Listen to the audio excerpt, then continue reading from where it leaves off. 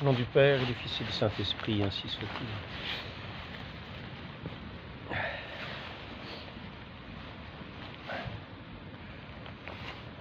J'ai pu assister, d'une certaine façon, à la renaissance de cette cathédrale à Paris, Notre-Dame de Paris.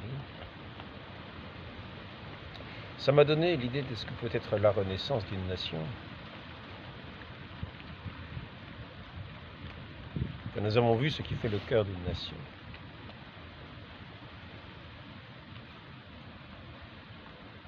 Et quand nous avons vu avec quel cœur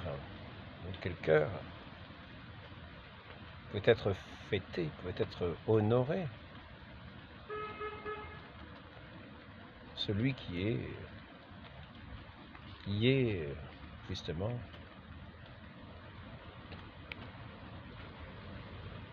le cœur de notre humanité, la tête de notre humanité, le cœur de notre humanité. Nous comprenons, lorsque nous avons un peu considéré cette cérémonie, que ce soit déjà hier soir, ou plus encore ce matin, lors de cette très belle cérémonie, la messe était dite, cette première messe dans cette cathédrale.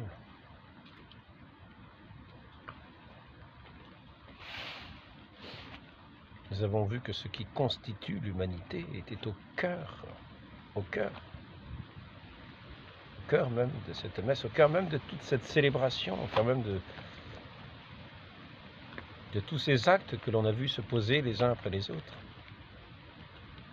comme un chemin de notre humanité dans son histoire, guidé par l'Esprit de Dieu. Au moment de la consécration de l'autel, nous avons vu ces paroles qui étaient fait référence à cet autel dressé par Noé, qui rendait son sacrifice agréable à Dieu. Ces autels aussi dressés par Abraham et par ensuite Moïse, et qui trouvaient son achèvement dans ce saint sacrifice de ce Fils unique de notre Dieu, qui va faire cet unique sacrifice qui était annoncé par tous les autres. Cet unique sacrifice, cette agréable odeur qui s'élève jusqu'à Dieu, cette agréable odeur qui est l'onction de nos âmes et qui constitue véritablement notre humanité, nos sociétés. Et nous pouvons bien considérer que la France, de ce que nous pouvions comprendre à travers toutes ces cérémonies, était bâtie autour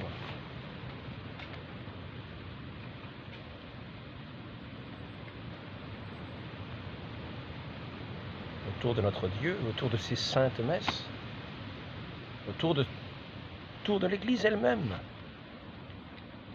que nos sociétés, par le passé, étaient fondées sur l'Église elle-même, sur la foi elle-même de Saint-Pierre, et que tous ces cœurs étaient à l'unisson pour constituer cette œuvre, cette société telle une cathédrale, agencée les uns aux autres pour atteindre à ce qu'il y a de plus sublime dans notre humanité, c'est-à-dire cette dignité de l'homme qui reçoit son Dieu et qui vit de cette grâce divine, de cette grâce céleste qui est venue comme une rosée se répandre sur cette terre. Nous voyons notre Dieu qui nous a dit d'aller par toute la terre annoncer cet évangile du salut de tout homme, pour tous les hommes. C'est ce qui a constitué cette unité du genre humain dans les sociétés, dans les nations diverses. Toutes ces sociétés étaient unies dans ce sens de la justice, de cette grandeur de Dieu, de cet amour de Dieu, de cet amour immense qui nous porte et qui nous constitue. Et c'est là que je voulais en venir, ce trésor de l'Évangile, cette perle précieuse que Dieu est venu déposer au fond des cœurs humains, de tous les hommes. Il est venu pour déposer ce trésor précieux de l'Évangile au cœur de tous les hommes, afin de les unir dans cette grâce divine, dans cette suavité de l'amour de Dieu, dans cette force de l'amour de Dieu, dans cette douceur, dans cette onction de l'amour de Dieu.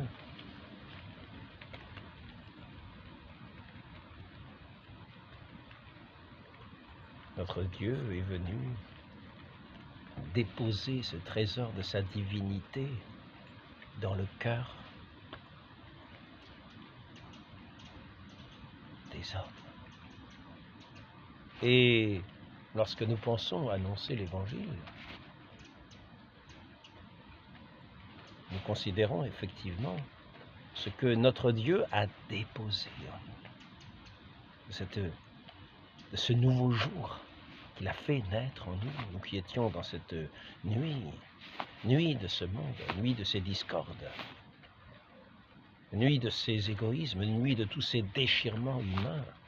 Et nous voyons ce trésor qu'il a déposé au fond de nos cœurs, comme cette onction divine, cette douceur au fond de nos cœurs, cette lumière au fond de nos cœurs, cette gloire de Dieu qui est venue habiter nos cœurs, le cœur de notre humanité, afin que nous soyons tous qu'un seul corps, un seul corps. Et nous avons bien sûr, lorsque je considérais cette messe, je pensais bien sûr à nos saints rois par le passé. Nos rois par le passé, ils n'ont pas toujours été saints. Parfois, ils ont été excessifs dans la manière de vouloir défendre l'Église, de vouloir défendre cet écrin, cette présence divine qui veut se donner par cette Église à tous les hommes, donner sa grâce, communiquer sa vie à tous les hommes. Par le moyen de cette Église, et ces rois, quelquefois, ont été trop zélés à vouloir défendre cette Église, en ce sens que, peut-être, quelquefois, se montrer d'une violence extrême vis-à-vis de ses ennemis de l'Église, à oublier quelquefois le sens de la justice, à penser quelquefois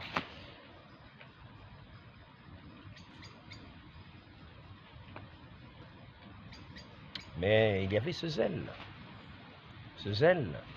voyant ce trésor précieux que notre Dieu nous a légué, nous a confié, lui qui est parti comme ce bon maître, qui a confié sa vigne à ses ouvriers, qui s'en est allé, qui reviendra. Il reviendra dans la gloire pour juger les vivants et les morts, nous le savons. Il viendra juger, c'est-à-dire dans la justice véritable. Il nous a donné ce sens de la justice véritable, de cette grandeur de la justice de Dieu, cette grandeur de cet amour de Dieu.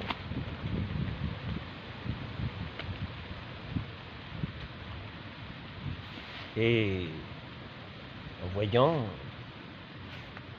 le président de la République française dans les premiers bancs avec son épouse et d'autres autorités, je pensais à nos rois de France qui venaient et qui, par leur présence, non seulement chantaient cette louange de Dieu, mais étaient là aussi comme ceux qui étaient, non pas les garants de l'Église, car c'est Dieu qui garantit, qui est le garant de ceux qui dirigent son autorité. Nous croyons quelquefois porter des trésors, nous croyons comme Saint Joseph par exemple, penser porter l'enfant Jésus, et il le portait véritablement, et en même temps il portait celui qui portait le monde, Dieu lui-même.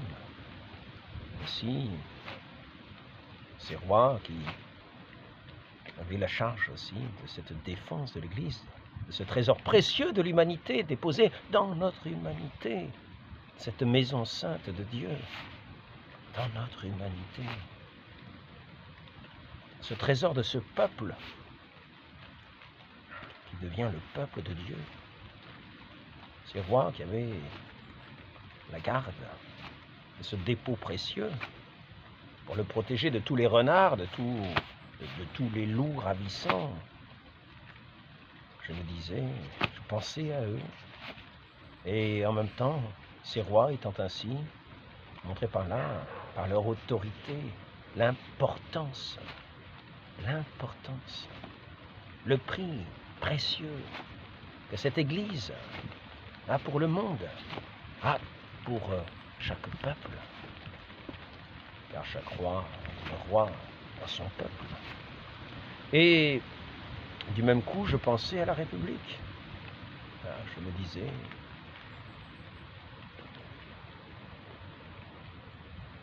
la République est loin d'être ce qu'étaient les rois pour l'Église. L'idée même de République,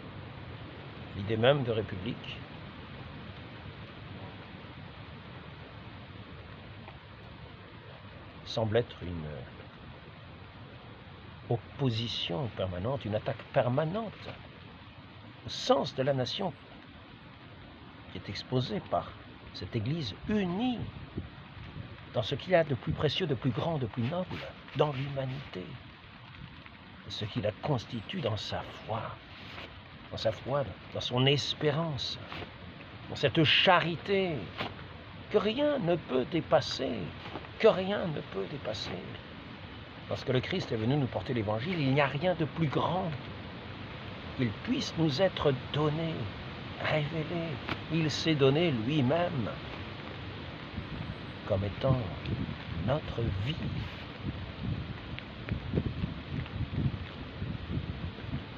Et ainsi, tout le peuple était rassemblé autour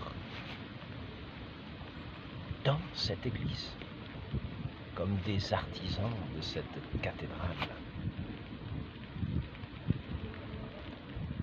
Ce cœur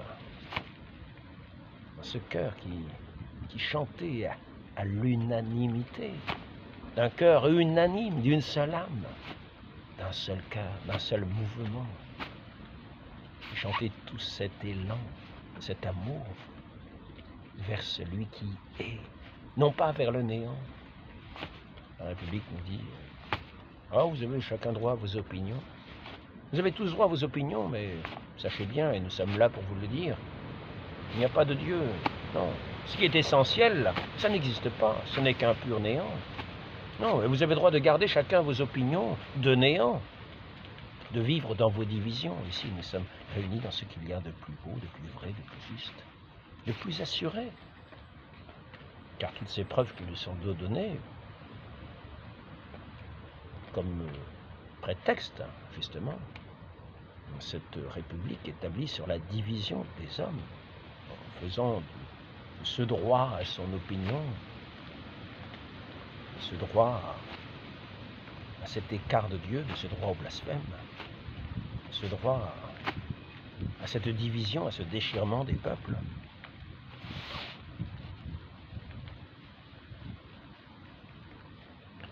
Le grand trésor, ce grand trésor qui est le grand abîme des peuples, qui leur enlève ce qui est de plus précieux, et tout cela s'appuyant sur des observations, des sciences, mais des observations très limitées, qui ne tiennent pas compte d'autres réalités plus sublimes,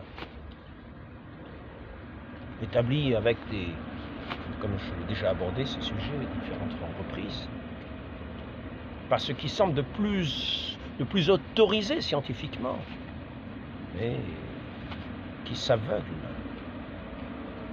sur ce qui anéantit toute puissance de la science, cette science toute puissante, pour montrer au contraire, pour affirmer au contraire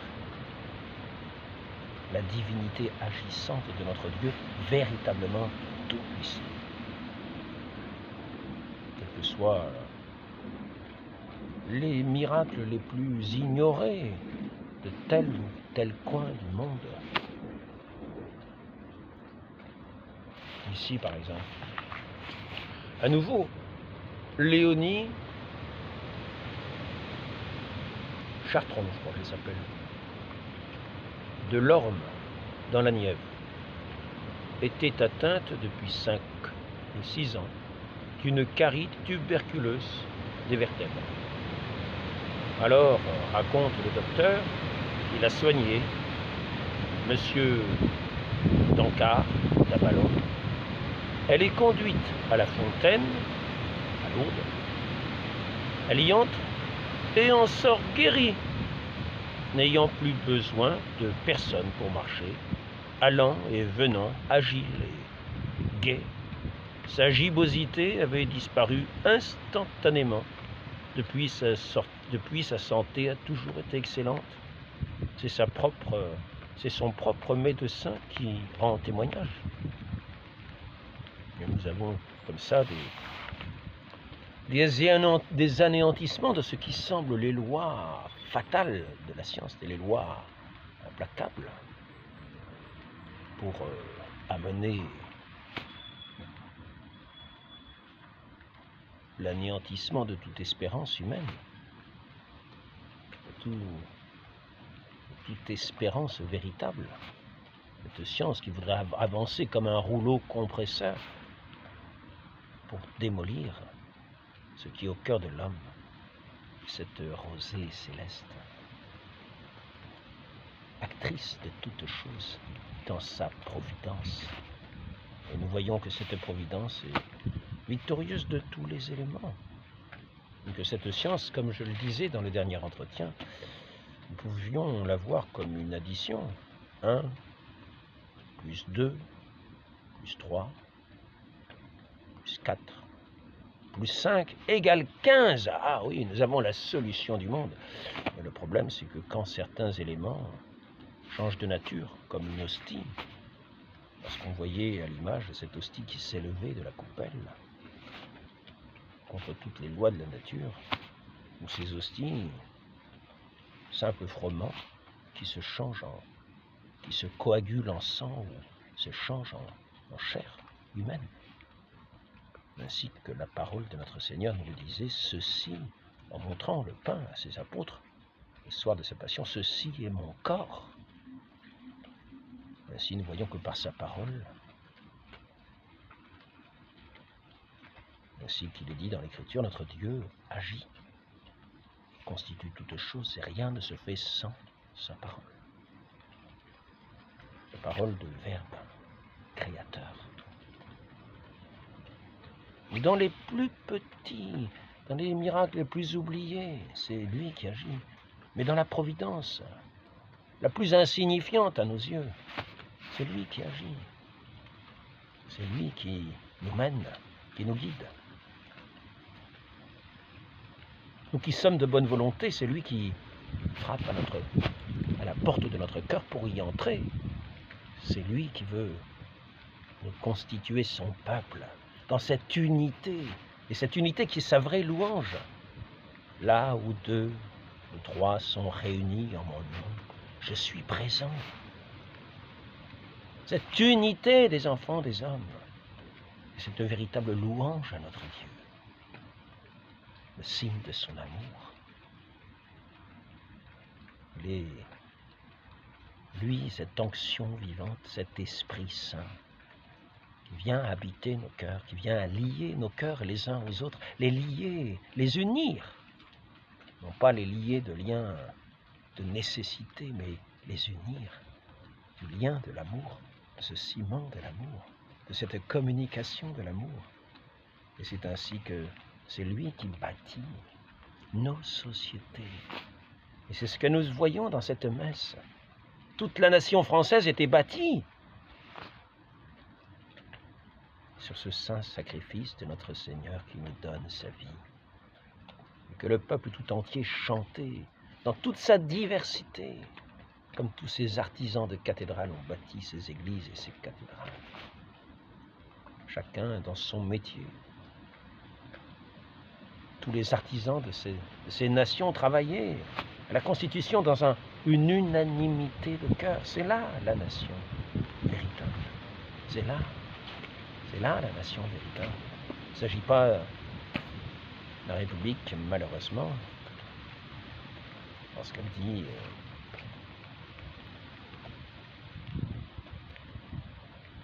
lorsque ces autorités refusent de voir de près ou de loin ce qui concerne l'Église, travaillent à déceler les pierres les unes des autres, à amener la division de cet édifice magnifique et son effondrement. Et c'est là que nous avons le sens de la renaissance d'une nation, dans la sainteté même, dans l'espérance véritable, dans l'amour,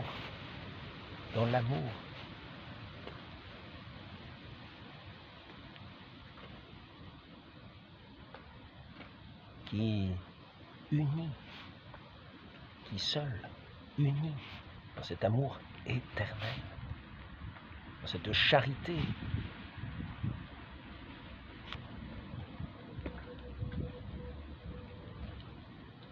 Par cette foi unique qui nous donne d'entrevoir les dimensions de ce Dieu qui nous appelle,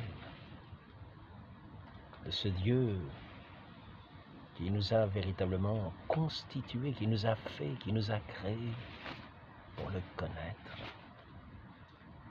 et pour être unis en lui, comme des enfants autour d'une table, partageant ce festin des noces de l'agneau. Nous voyons dans toutes ces prières, tout ce sens, toute cette profondeur de notre humanité, tout cet aboutissement à laquelle nous sommes appelés. Et ainsi, voyons ce président de la République française présent à cette messe, il me faisait penser à ces rois qui travaillaient à cette unité du peuple dans la vérité, dans la foi, dans la justice, dans l'amour véritable.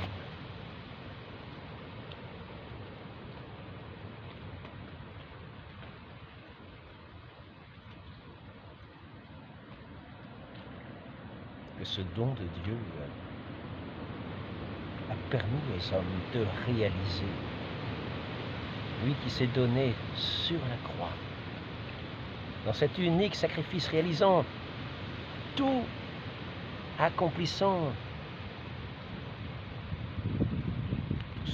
tout ce que ces sacrifices anciens contenaient, entrevoyaient.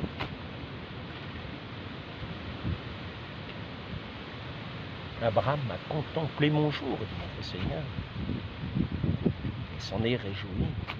Tu n'as pas 50 ans et tu as vu Abraham.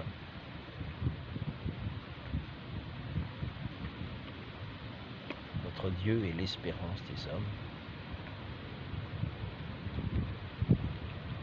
C'est lui qui vient réaliser cette unité rompue par le péché, qui vient effacer le péché et nous unir à la gloire, à la plus grande gloire de son nom. Dans cette amitié, dans cette charité, dans cette humilité, dans cette louange pure.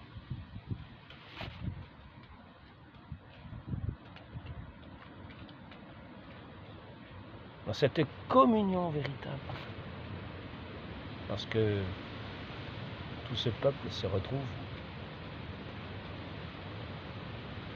pour recevoir de son Dieu ce pain vivant qu'il est lui-même. Et que l'Église nous donne sur les autels.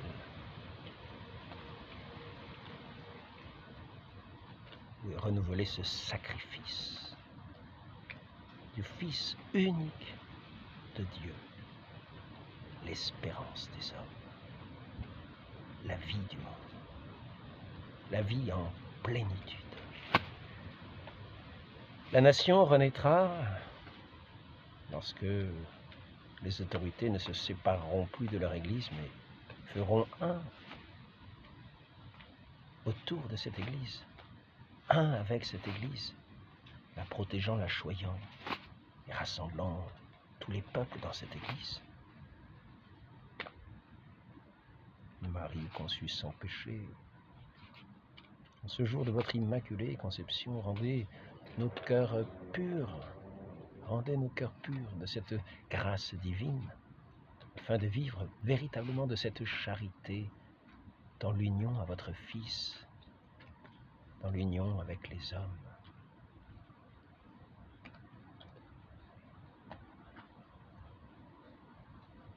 Vous qui êtes mère de l'Église, patronne de la France qui vous a été consacrée, donnez à ce pays non seulement d'avoir vu renaître cette cathédrale, mais autour de cette cathédrale et de toutes les églises de France, renaître ce peuple de France, uni, non plus divisé, uni dans la vie, pour la vie, pour le meilleur et pour le pire, mais ayant toujours foi et confiance dans ce qui nous apparaît le pire. Dans toutes ces épreuves, nous témoignerons par la force de l'amour, de cet amour de notre Père pour les hommes, qui nous a donné son Fils, ainsi soit-il. Au nom du Père et du Fils et du Saint-Esprit. Amen.